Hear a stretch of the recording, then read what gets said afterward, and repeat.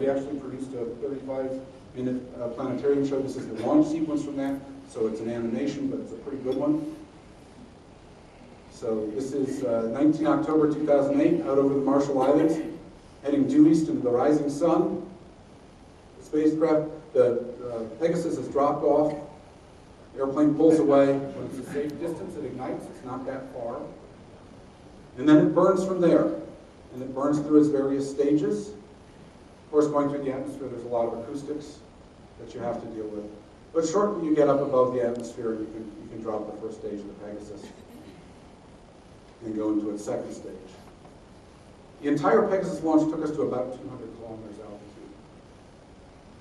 Here, as we get up above the main part of the atmosphere, you drop the fairing.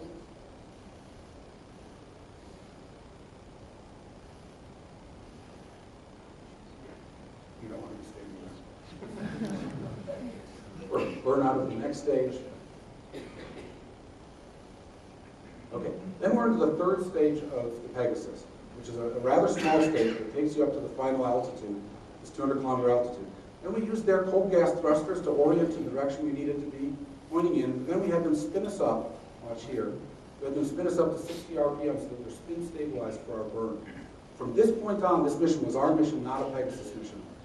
We basically fired something that did the release clamp and dropped off the Pegasus. They're not very well balanced, so we actually had this very well balanced skirt so that we wouldn't hit our own rocket nozzle. We released our skirt, and then we lit our own solid rocket motor. It burned about 75 seconds. The whole thing was about 13 and a half minutes long, and at the end of that, we were on an orbit that took us up to 35 or 30.